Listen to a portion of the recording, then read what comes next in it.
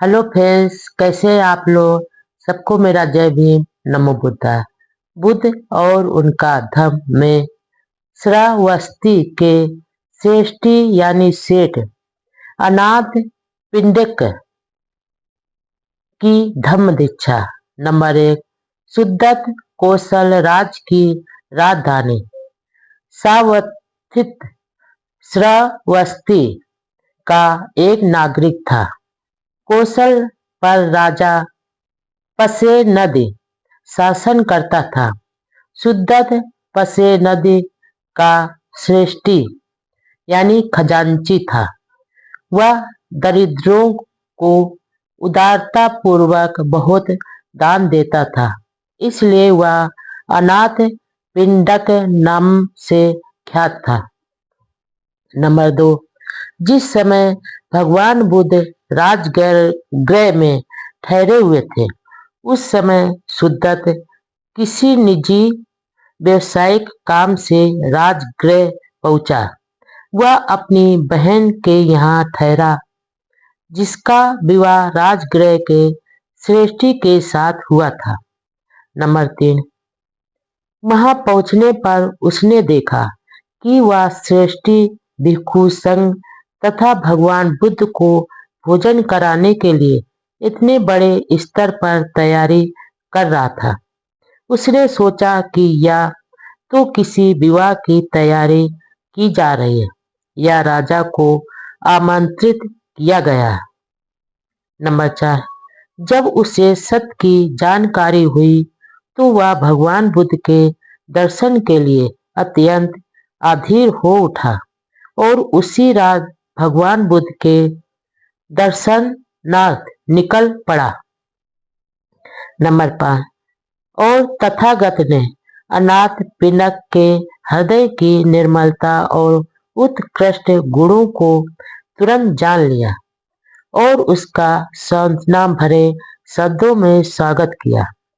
अपने आसन पर बैठ जाने पर अनाथ पिंडक ने भगवान द्वारा किसी भी धार्मिक विषय पर सदुपदेश सुनने की इच्छा प्रकट की। नंबर 6।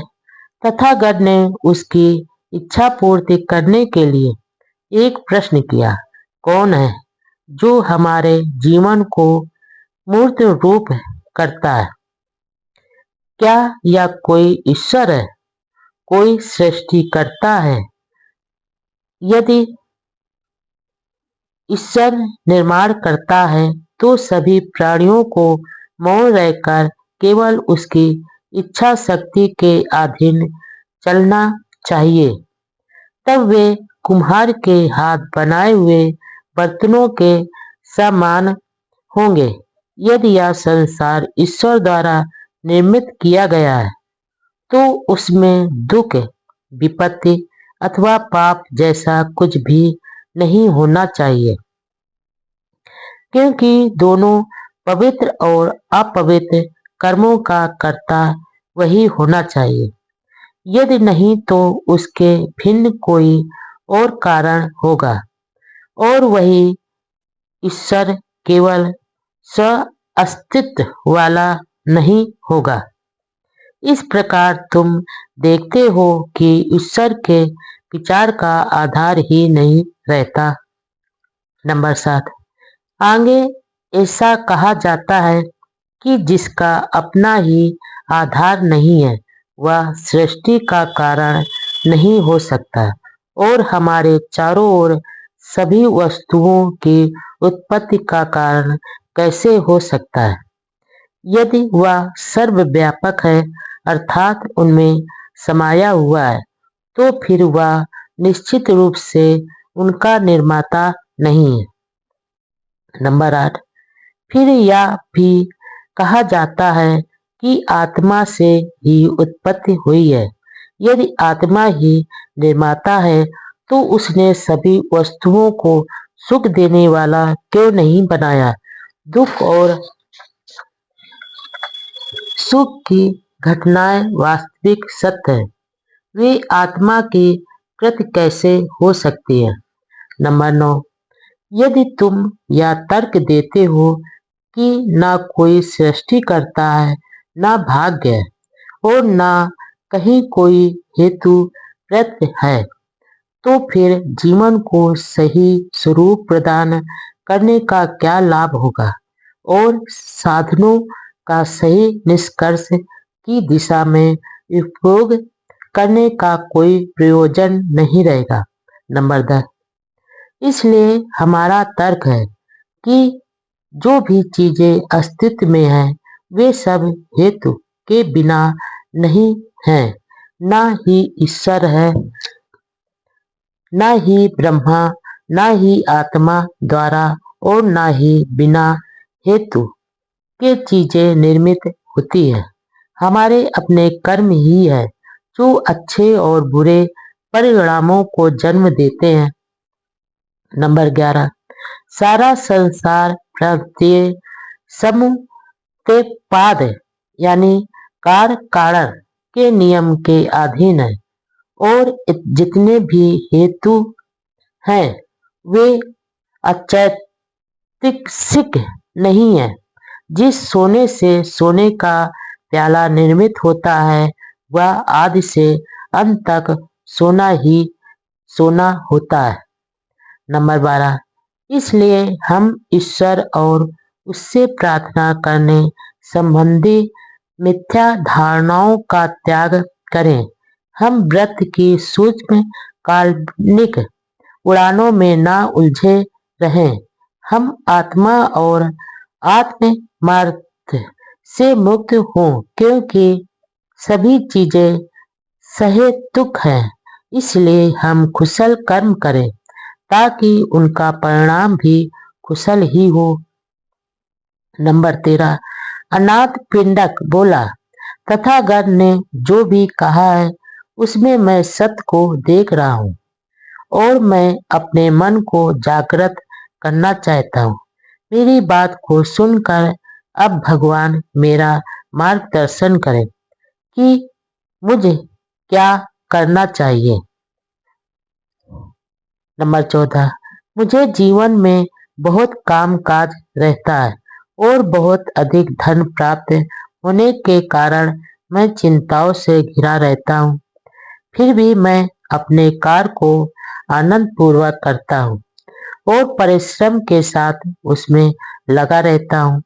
बहुत से लोग मेरी सेवा में नौकर चाकर हैं और उन सब की जीविका मेरे ही व्यापार की सफलता पर निर्भर करती है। नंबर 15, अब मैंने सुना है कि आपके शिष्य प्रवज्जा के सुखों की प्रशंसा करते हैं और संसार में व्याप्त अशांति की निंदा करते हैं। वे कहते हैं कि तथागत ने अपने राज उत्तराधिकार व ईश्वर का त्याग कर दिया है और सद्धर्म के पथ को खोज निकाला है। इस प्रकार उन्होंने संसार के सामने ऐसा उदाहरण प्रस्तुत किया है कि किस प्रकार निर्वाण को प्राप्त किया जाए। नंबर 16, मेरा मन लालायित है कि मैं वही करूं जो अच्छा है और अपने मानव बंधुओं का भला कर सकूं। तब मैं जानना चाहता हूँ कि क्या मैं अपनी संपत्ति, अपने घर और अपने व्यवसाय का त्याग कर दूं और आपकी तरह ही धार्मिक जीवन का सुख प्राप्त करने के लिए घर से बेघर हो जाऊं। सेठ अनाथ पिंडक धन दौलत का दास नहीं, महान उपासक बना।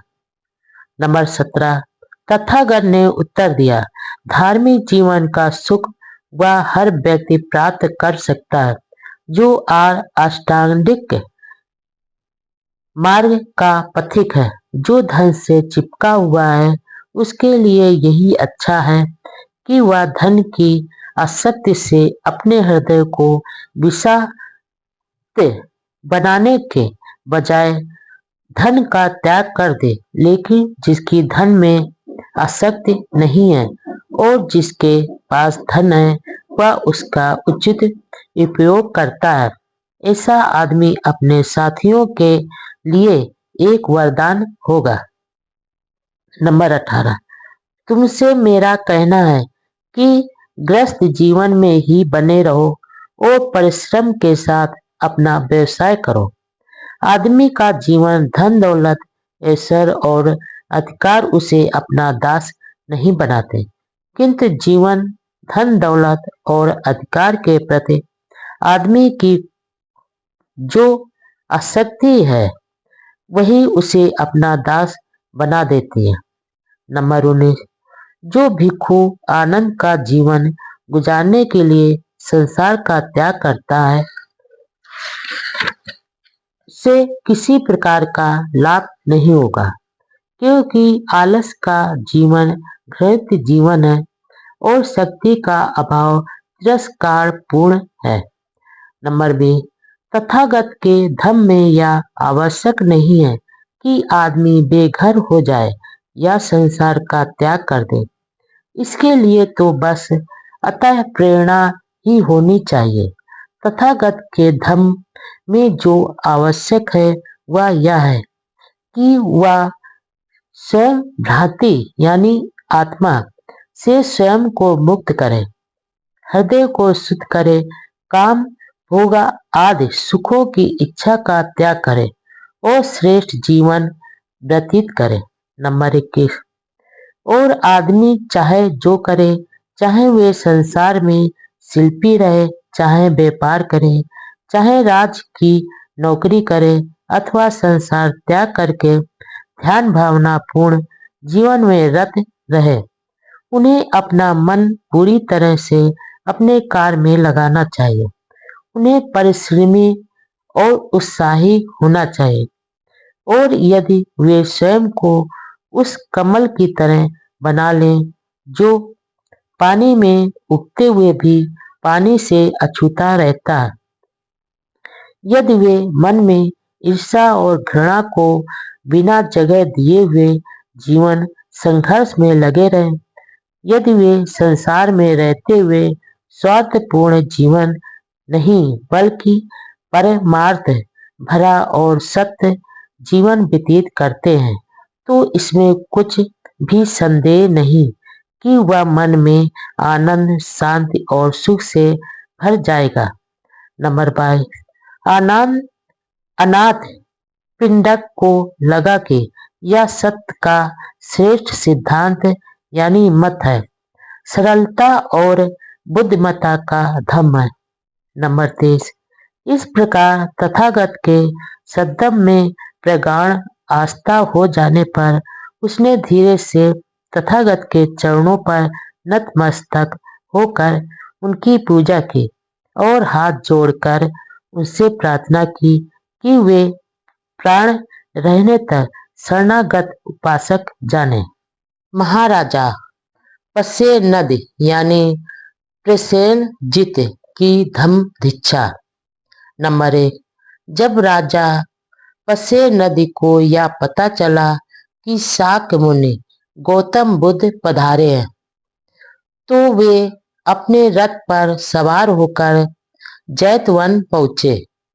दोनों हाथ जोड़कर नमन करने के पश्चात उन्होंने कहा, नंबर 2, मेरा आयोग सा और अंधकारमय राज धन हो गया कि आप यहाँ पधारे हैं। आपके आगमन से राज को गौरव प्राप्त हुआ है। आपके सम्मान संसार के स्वामी धर्मराजा और सत्य के अधिपति के रहते मेरे राज पर विपत्तियां और संकट कैसे आ सकते हैं। नंबर 3, क्योंकि अब मैंने आपके पवित्र लक्षण देख लिए, मुझे आपके धम्मोपदेश रूपी निर्मल जल का पान करने का अवसर प्राप्त हो। नंबर 4, संसारिक संपत्ति अनित्य है और नाशवान है, किंतु धम्म रूपी धन का लाभ अनंत है और नाशवान नहीं है। एक संसारिक आदमी भले ही वह राजा हो, दुख से भरा होता है, किंतु एक साधारण आदमी जो पवित्र है, मन की शांति प्राप्त कर लेता है, सुखी रहता है। नंबर 5, धन लोलुपता और काम भोग की प्रवृत्ति से दबे हुए राजा के चित्त की अवस्था जानकर तथागत ने उपदेश दिया। नंबर 6, जिनका जन्म निम्न स्थिति में हुआ है, वे भी जब किसी गुणवान आदमी को देखते हैं तो उनके मन में उसके प्रति आदर की भावना पैदा हो जाती है। तो फिर जिसने पूर्व जन्म की स्थिति के कारण पुण्य अर्जित किए हैं, ऐसे स्वतंत्र राजा को इससे और अधिक ऐसा क्या अनुभव करना चाहिए। नंबर 7, और अब जबकि मैं संक्षेप में धम्म की व्याख्या कर रहा हूं, तो महाराज मेरे शब्दों को ध्यान पूर्वक सुने, समझे और उन्हें हृदयस्थ करें। नंबर 8, हमारे अच्छे या बुरे कर्म लगातार छाया की तरह हमारा पीछा करते रहते हैं। नंबर 9, जिस चीज की सर्वाधिक आवश्यकता है वह है मैत्रीपूर्ण हृदय।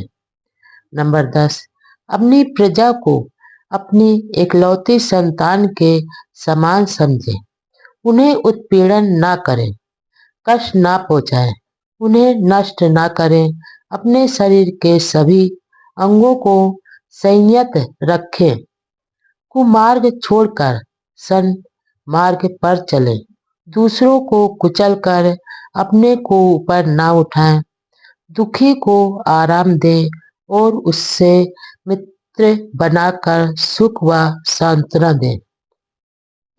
नंबर 11, न तो शाही ठाट बाट को अधिक महत्व दे और न ही चापलूस लोगों की मीठी लगने वाली बातें सुने। नंबर 12, अपने आप को काय क्लेश द्वारा पीड़ित करने से कुछ लाभ नहीं होने वाला है, लेकिन धम्म पर चिंतन करें और सही सिद्धांत को समझकर सुपथ का विचार करें। नंबर 13, हम चारों ओर से शोक तथा दुख और रोग की चट्टानों से घिरे हुए हैं और सद्दम पर विचार करने से ही हम इस दुख भरे पर्वत से भाग सकते हैं। नंबर 14, तब अन्याय करने में क्या लाभ है। नंबर 15, जो बुद्धिमान है वे सभी शारीरिक ऐशो आराम की उपेक्षा करते हैं, वे कामनाओं से दूर रहकर अपने आध्यात्मिक अस्तित्व को विकसित करने में लगे रहते हैं। नंबर 16, जब कोई वृक्ष भयानक आग से जल रहा हो तो पक्षी उस वृक्ष पर कैसे एकत्र हो सकते हैं। जहाँ राग है वहाँ सत्य कैसे रह सकता है। वाद ज्ञान के बिना किसी विद्वान की ऋषि के रूप में भले ही प्रशंसा की जाती है, किंतु वह अज्ञानी ही है। नंबर 17, जिसे यह ज्ञान प्राप्त है उसे ही सच्ची प्रज्ञा की प्राप्ति होती है। इस प्रज्ञा की प्राप्ति ही एक आवश्यक उद्देश्य है। इसकी उपेक्षा जीवन की असफलता की घोतक है। नंबर 18, सभी मतों की शिक्षाओं का यही एक केंद्र बिंदु होना चाहिए, क्योंकि इसके बिना सब निरर्थक है। नंबर 19, यह सत्य केवल प्रजों के लिए नहीं है, इसका संबंध प्रत्येक मानव से है, साधु और ग्रस्त से एक समान है। व्रतधारी प्रवज्जित में मूलतया कोई भेद नहीं है।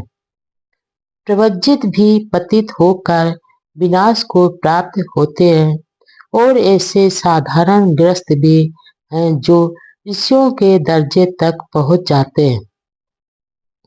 नंबर 20, कामना का ज्वर प्रवाह एक खतरा है जो सभी के लिए समान है और संसार को बहा कर ले जाता है। जो एक बार इसके भंवर जाल में फंस जाए उसका बच निकलना कठिन होता है, लेकिन प्रज्ञा एक उपलब्ध नौका है और विचार शक्ति उसकी पतवार है। धम्म का यही घोष आपको मार रूपी शत्रु के प्रहार से बचाने के लिए पुकारता है। नंबर 21, क्योंकि कर्मों के फल से बच निकलना असंभव है, इसलिए हमें कुशल कर्म ही करने चाहिए। नंबर 22, हम अपने विचारों पर दृष्टि रखें ताकि हमसे कोई बुरा काम न हो जाए, क्योंकि जैसा हम बोएंगे वैसा ही हम काटेंगे। नंबर 23, प्रकाश से अंधेरे में और फिर अंधेरे से प्रकाश में जाने के मार्ग हैं। अंधेरे से और भी अधिक गहन अंधेरे में जाने के भी मार्ग हैं और उदित प्रकाश से अधिक चमकीले में जाने के भी मार्ग हैं। बुद्धिमान आदमी ज्ञान रूपी प्रकाश का उपयोग करेगा, क्योंकि उसे और भी अधिक प्रकाश प्राप्त करना है। वह लगातार सत्य ज्ञान की ओर अग्रसर होता रहेगा। नंबर 24, सदाचरण द्वारा अपनी श्रेष्ठता का प्रदर्शन करो और कारण सिद्धांत के अभ्यास द्वारा सांसारिक भौतिक वस्तुओं की तुच्छता पर गहराई से विचार करो और जीवन की अस्थिरता को अच्छी तरह समझो। नंबर 25, अपने विचारों को ऊंचा उठाओ और दृढ़ उद्देश्य के लिए सच्ची श्रद्धा प्राप्त करो। राज धर्म के नियमों का उल्लंघन मत करो। तुम्हारी प्रसन्नता का आधार ब्रह्म पदार्थ नहीं बल्कि तुम्हारा अपना मन ही होना चाहिए। इस प्रकार तुम्हारा यश आगे युगों तक अमर रहेगा। नंबर 26, राजा ने बड़े ध्यान से तथागत के अमृत वचनों को सुना और आदर से हृदय गम किया। उन्होंने जीवन पर्यंत उपासक बने रहने की शपथ ग्रहण की। जन्मभूमि कपिलवस्तु में बुद्ध का आगमन। शाक राज शुद्धोधन और महाप्रजापति द्वारा पुत्र सिद्धार्थ का स्वागत। नंबर 1, सारपुत्र और मोगलान की दीक्षा के बाद 2 महीने तक भगवान बुद्ध राजगृह में रहे। नंबर 2, उनके पिता शुद्धोधन ने यह सुना कि तथागत राजगृह में विराजमान है, जो उन्होंने संदेश भिजवाया, मैं मरने से पूर्व अपने पुत्र को देखना चाहता हूँ। दूसरों को तो उसके उपदेश सा मृत पान करने का लाभ मिला है, किंतु उसके पिता को नहीं और न ही उसके संबंधियों को। नंबर 3, शुद्धोधन के एक दरबारी का पुत्र काल उदाई यह संदेश लेकर भगवान बुद्ध के पास गया। नंबर 4, संदेश वाहक ने जाकर कहा, हे लोक में पूजित तथागत, आपके पिता आपके आगमन को वैसे ही प्रतीक्षा कर रहे हैं जैसे कमलिन सूर्योदय के लिए लालियत रहती है। नंबर 5, तथागत ने पिता की प्रार्थना स्वीकार कर ली और बड़े भिक्षु संघ को साथ लेकर पितृगृह की ओर प्रस्थान किया। नंबर 6, भगवान बुद्ध जगह जगह ठहरते हुए धीरे धीरे आगे बढ़ रहे थे, लेकिन काल उदाई उनसे आगे चलकर पहले पहुंच गया, ताकि सुद्धोधन को यह सूचना दे सके कि भगवान बुद्ध आ रहे और मार्ग में ही हैं।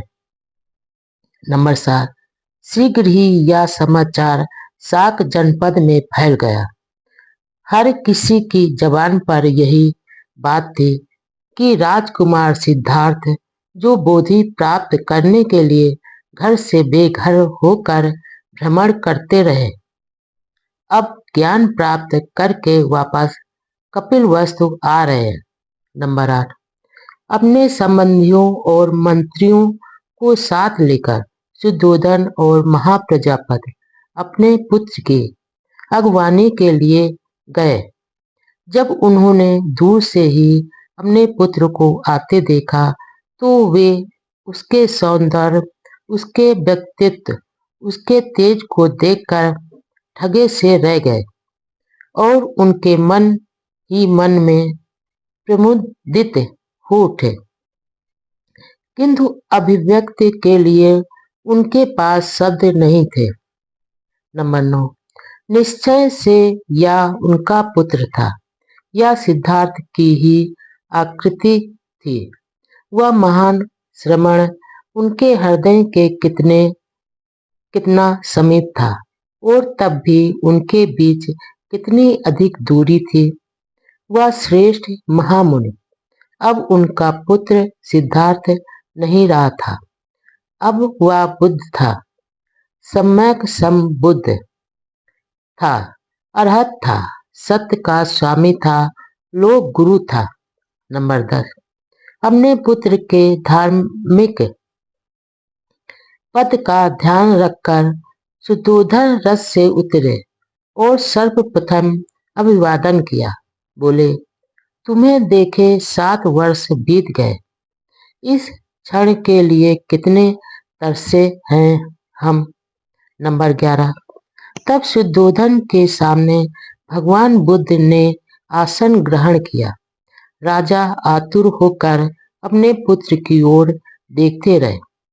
उनकी इच्छा हुई कि उसे नाम लेकर पुकारें, किंतु उनका साहस नहीं हुआ।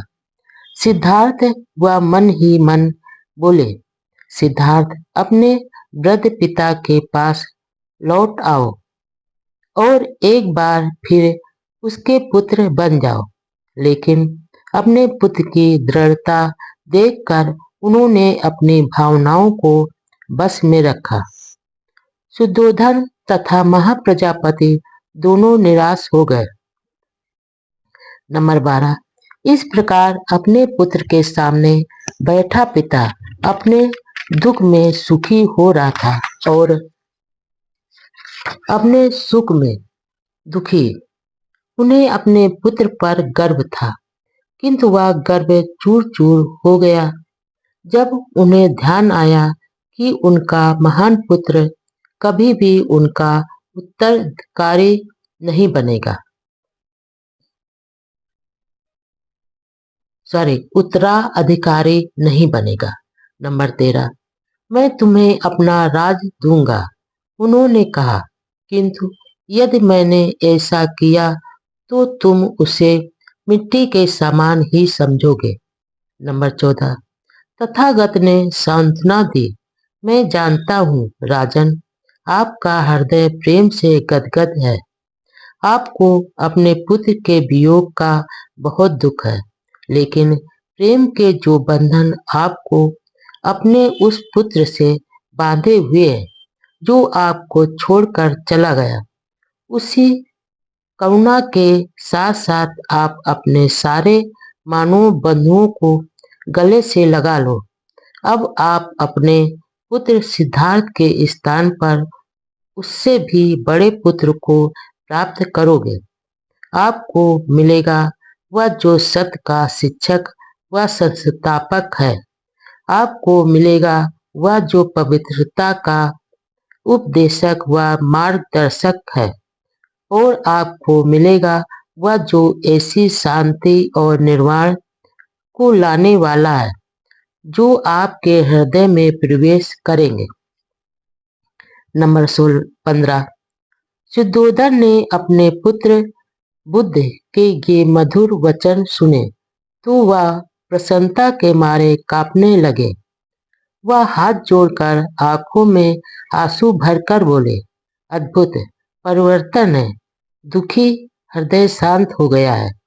पहले मेरे हृदय पर पत्थर पड़ा था, किंतु अब मैं तुम्हें तुम्हारे महान त्याग का मधुर फल प्राप्त कर रहा हूँ। तुम्हारे लिए यही उचित होगा कि तुम अपनी महान करुणा से प्रेरित होकर राज की शक्ति के सुख भोग का त्याग करते और धार्मिक निष्ठा का अपना श्रेष्ठ उद्देश्य प्राप्त करते।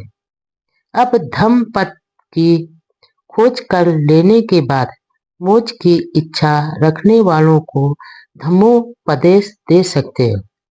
नंबर 16।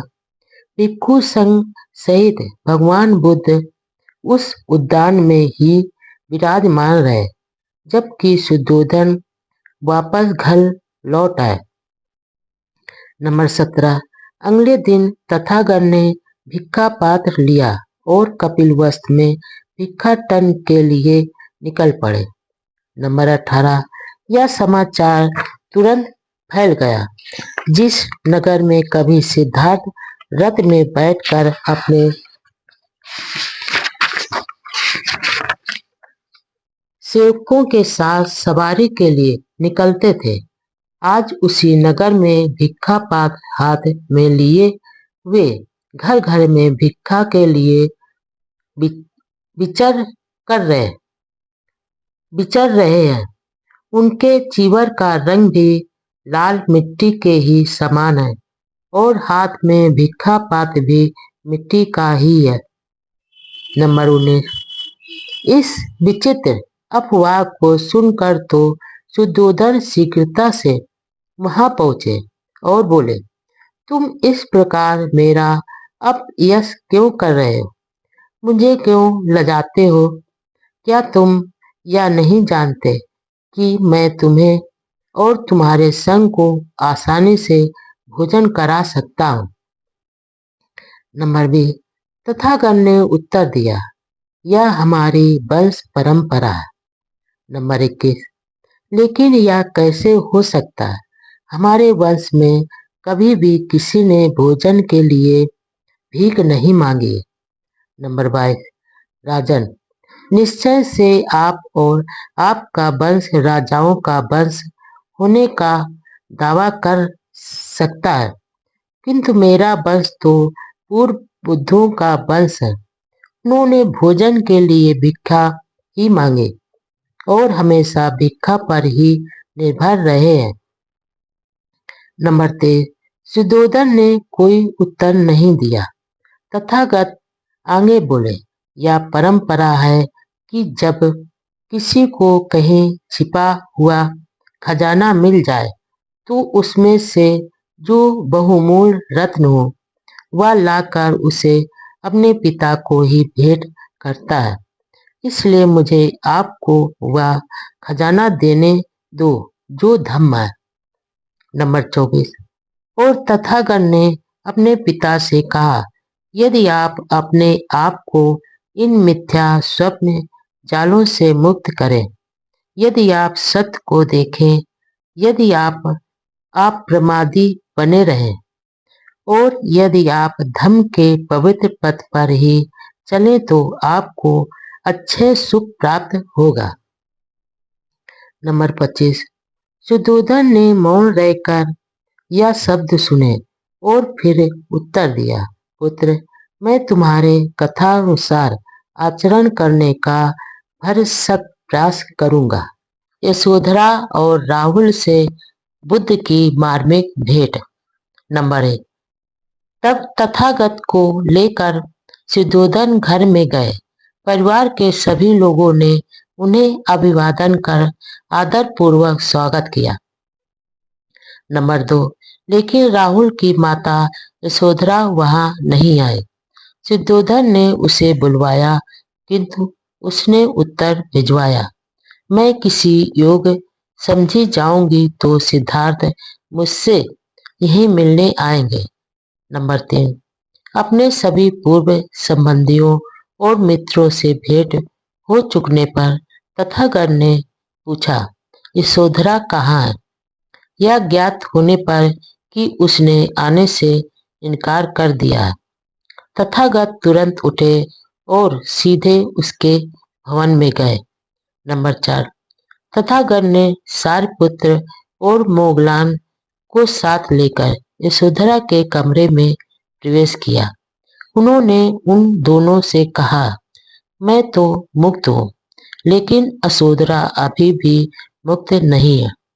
इतने लंबे समय तक मुझे नहीं देख पाने के कारण वह बहुत दुखी है। जब तक उसका दुख आंसुओं के मार्ग से बह न जाएगा, उसका भी उसका जी भारी रहेगा। यदि वह तथागत का स्पर्श भी कर ले तो उसे रोकना नहीं। नंबर 5, यशोधरा गहरे विचार में खोई अपने कमरे में बैठी थी। जब तथागत ने प्रवेश किया तो इसने दिक में वह एक लबालब भरे पात्र की तरह स्वयं को छलकने से रोक नहीं पाए। नंबर 6, वह यह भूल गई कि उसका स्नेह भाजन महाबुद्ध है, लोक गुरु है, सत्य का महान उपदेष्टा है। उसने तथागत के चरण पकड़ लिए और जोर जोर से रोने लगे। नंबर 7, लेकिन जब उसे इसका ध्यान आया कि शुद्धोधन भी वहां उपस्थित थे तो उसे लज्जा आ गई। वह उठी और आदर भाव सहित कुछ दूर जाकर बैठ गई। नंबर 8, शुद्धोधन ने यशोधरा की ओर से क्षमा याचना करते हुए कहा, इसका यह व्यवहार उसके गहन स्नेह में से उत्पन्न हुआ है और यह मात्र एक क्षणिक भावना का परिणाम नहीं है। इन 7 वर्षों में अपने पति से बिछड़ जाने के बाद जब इसने सुना कि सिद्धार्थ ने गहनों और सुगंधित द्रव्यों का परित्याग कर दिया तो उसने भी उनका प्रयोग त्याग दिया। और जब इसने सुना कि उसके पति मिट्टी के पात्र में निश्चित समय पर ही खाते हैं तो वह भी एक ही बार आहार ग्रहण करने लगे। नंबर 9, यदि यह मात्र क्षणिक भावुकता नहीं है, उससे ऊपर है, तो यह सब इसके साहस की ही परिचायक है। नंबर 10, तब तथागत ने यशोधरा को उसके महान पुण्य और उस महान साहस की याद दिलाई जिसका परिचय उसने सिद्धार्थ की प्रवज्जा के समय दिया था। उन्होंने कहा कि जब वह बोधिसत्व की अवस्था में बुद्धत्व प्राप्त करने के लिए प्रयत्नशील थे, उस समय उसकी पवित्रता, उसकी भद्रता तथा उसकी भक्ति की ही उनका सबसे अमूल्य संबल सिद्ध हुई थी। वह उसी का कर्म था और उस महान पुण्य का परिणाम था। नंबर 11, यशोधरा की वेदना वचनों से परे अखतनीय थी। आध्यात्मिक उत्तराधिकार के रूप में उसके गौरव में वृद्धि हुई थी। उसके जीवन काल में श्रेष्ठ आचार व्यवहार ने उसे एक अनुपम व्यक्तित्व प्रदान किया था। नंबर 12, तब यशोधरा ने 7 वर्ष के राहुल को एक राजकुमार की तरह वस्त्र पहनाए और फिर उससे बोली। नंबर 13, यह श्रमण जिसकी छवि इतनी तेजस्वी है और जो महान विभूत के समान दिखाई देते हैं वे तुम्हारे पिता हैं। उनके पास अक्षय निधि है जिसे मैंने अभी तक नहीं देखा है। उनके पास जाओ और वह अक्षय निधि मांगो, क्योंकि एक पुत्र को अपने पिता की संपत्ति का उत्तराधिकार प्राप्त करना ही चाहिए। नंबर 14। राहुल ने उत्तर दिया, मेरा पिता कौन है? मैं किसी पिता को नहीं, बस केवल शुद्धोधन को ही जानता हूँ। नंबर 15। यशोधरा ने बच्चे को गोद में उठा लिया और खिड़की में से भगवान बुद्ध की ओर इशारा कर दिखाया, जो निकट ही भिक्षु संघ के बीच बैठे भोजन ग्रहण कर रहे थे, और राहुल को बताया कि वही उसके पिता है, शुद्धोधन नहीं। नंबर 16। तब राहुल उनके पास गया और उनके चेहरों को देखता हुआ निर्भयता पूर्वक और अत्यंत स्नेह इस नग्न स्वर में बोला, नंबर 17।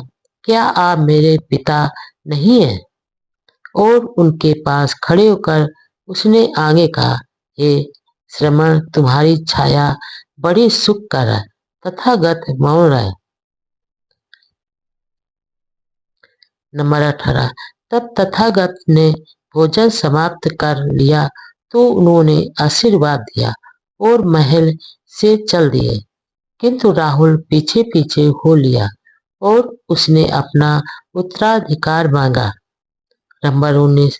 राहुल को किसी ने नहीं रोका, स्वयं तथागत ने भी नहीं। नंबर 20। तथागत ने सार पुत्र की ओर देखा और कहा, मेरा पुत्र उत्तराधिकार चाहता है। मैं उसको यह नाशवान निधि नहीं दे सकता जो अपने साथ चिंताएं और दुख लाती है, लेकिन मैं इसे पवित्र जीवन का उत्तराधिकार दे सकता हूँ, ऐसी निधि जो कभी नष्ट नहीं हो सकते। नंबर 21। तब राहुल को गंभीरता के साथ ही संबोधित हुए तथागत बोले, सोना चांदी और हीरे जवाहरात तो मेरे पास नहीं है, किंतु यदि तू आध्यात्मिक निधि प्राप्त करने के का इच्छुक है और उसे उठा सकने तथा संभाल कर रखने में सामर्थ्य है, तो वह मेरे पास बहुत है। लेकिन मेरी आध्यात्मिक निधि मेरा सदाचरण का मार्ग ही है। क्या तू उनके संग में प्रविष्ट होना चाहता है, जो अपना जीवन मन को संयत करने में लगाते हैं और जो श्रेष्ठतम आनंद प्राप्त करने का प्रयास करते हैं और जो मिल भी सकता है? नंबर 22। राहुल ने दृढ़ता पूर्वक उत्तर दिया, मैं चाहता हूँ। नंबर 23।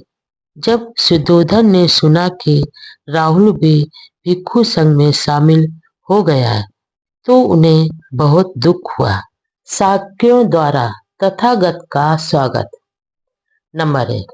जब तथागत शाक जनपद में लौटे तो उन्होंने जनपद वासियों को दो समूह में बटा हुआ पाया, एक अपने पक्ष में और दूसरा विरोध में। नंबर 2।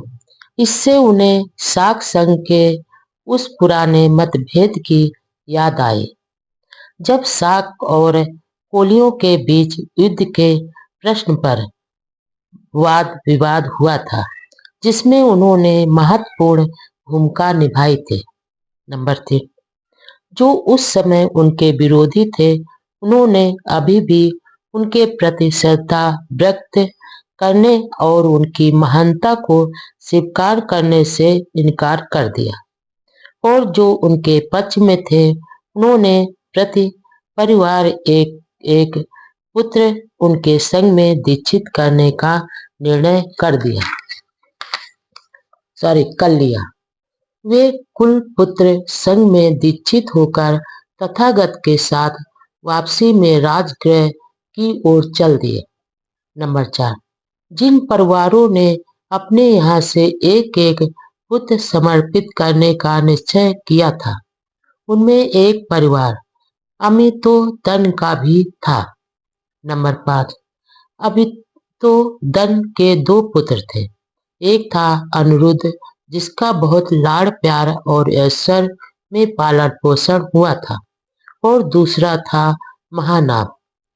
नंबर 6, महानाम अपने भाई अनिरुद्ध के पास गया और बोला, या तो तुम गृह त्याग करो या मैं करूंगा। अनिरुद्ध ने उत्तर दिया, मैं सुकुमार हूँ, मेरे लिए गृहस्थी का त्याग करके बेघर हो जाना कठिन है, तुम गृह त्याग कर लो। नंबर 7, लेकिन अनिरुद्ध, मैं तुम्हें बताता हूँ कि गृहस्थी में क्या क्या करना पड़ता है। पहले तो तुम्हें खेतों में हल जुतवाना होता है।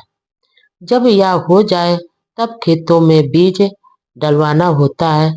जब यह हो जाए तब खेतों को पानी से सिंचवाना होता है। जब यह हो जाए तब पौधों की निराई करानी होती है। जब यह हो जाए तो फसल को कटवाना होता है।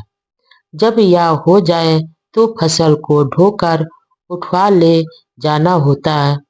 जब यह हो जाए तो उसकी पुली बंधवानी होती है।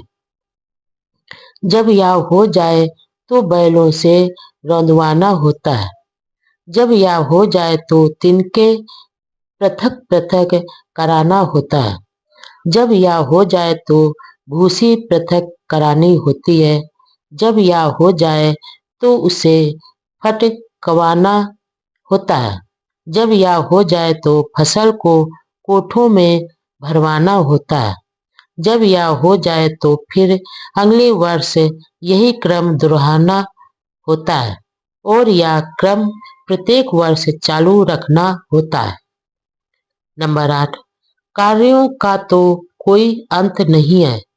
आदमी के कर्म कामों की तो कभी समाप्ति होती ही नहीं। ओह, हमारा श्रम कब खत्म होगा? ओह, हमारे काम कब समाप्त होंगे? इन पांचों इंद्रियों के सुख का भोग करते हुए हम कब आराम से रह सकेंगे? हाँ प्रिय अनिरुद्ध, कार्यों का तो कोई अंत नहीं है। हमारी मेहनत की समाप्ति तो कभी होती ही नहीं।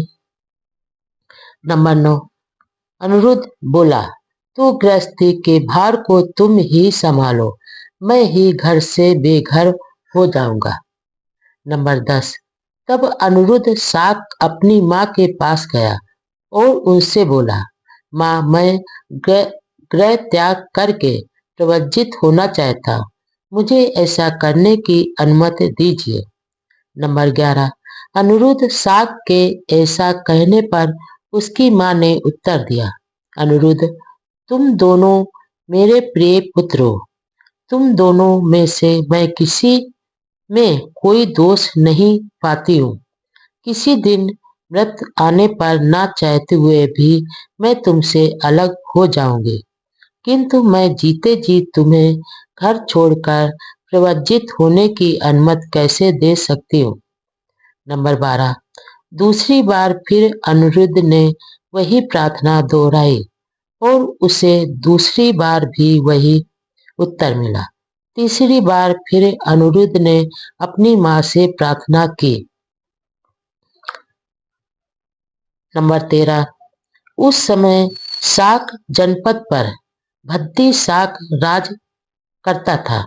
वह अनिरुद्ध साक का मित्र था।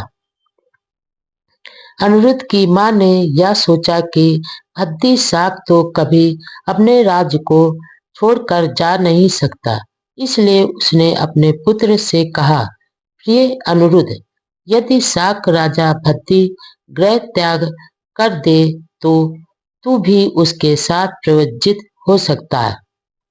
नंबर 14, तब अनिरुद्ध भद्दी के पास पहुंचा और उससे बोला, मित्र, मेरी प्रवज्जा में तुम बाधक हो रहे हो। नंबर 15, मित्र, यदि मैं बाधक हूँ तो वह बाधा दूर होनी चाहिए। मैं तुम्हारे साथ हूँ, तुम प्रसन्नता पूर्वक संसार त्याग कर दो।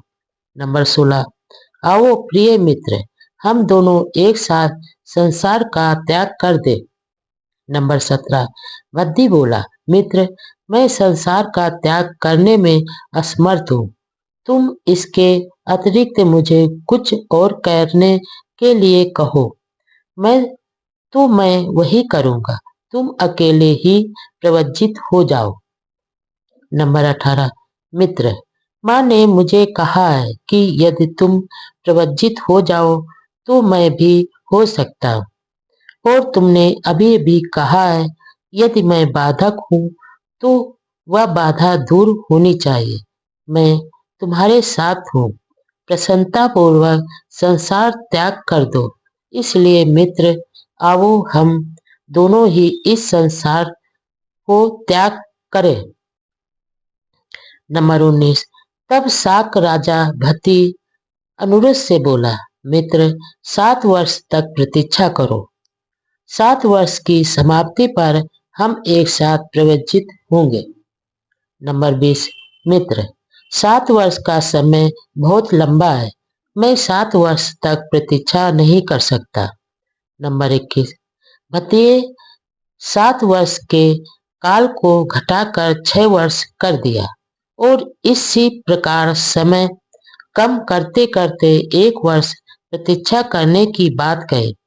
फिर 7 महीने और इस प्रकार घटाते घटाते 1 महीना और अंत में 15 दिन प्रतीक्षा करने की बात कही।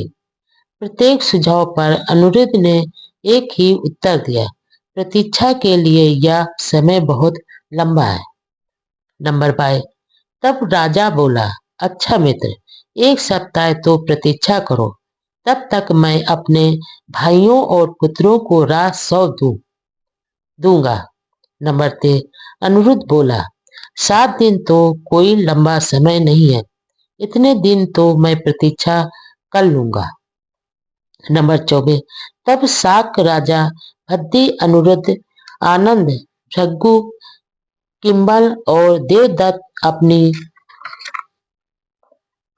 चतुर गिरी सेना सहित उद्यान क्रीड़ा के लिए साथ साथ जाते थे। उपाली नाई भी साथ हो लिया। तब सब मिलकर उनकी संख्या 7 हो गई। नंबर 25, कुछ दूर जाने पर उन्होंने अपनी सेना को लौटा दिया और सीमा पार कर 7 के दूसरे जनपद में प्रवेश किया। उन्होंने अपने सुंदर गहने कपड़े उतारे, उनकी गठरी बनाई और उपाली नाई से बोले, हे अच्छे उपाली, तुम अब वापस कपिलवस्तु चले जाओ। तुम्हारे जीने के लिए यह सब पर्याप्त है। हम जाकर तथागत की शरण ग्रहण करेंगे। और वे आगे चल दिए। नंबर 26, वे चले गए और कपिलवस्तु लौटने के लिए उपाली ने विदा ली। तथागत को ग्रस्त बनाने का अंतिम प्रयास। नंबर 1, शुद्धोधन यह सोचकर जोर जोर से रोए कि उनका पुत्र चला जाएगा और अब वह उसे फिर कभी ना देख सकेंगे। नंबर 2, तब शुद्धोधन ने अपने मंत्री और अपने पुरोहित से कहा कि क्या वे जाकर उनके पुत्र सिद्धार्थ को मनाएंगे कि वह घर वापस रुककर अपने परिवार में सम्मिलित हो जाए।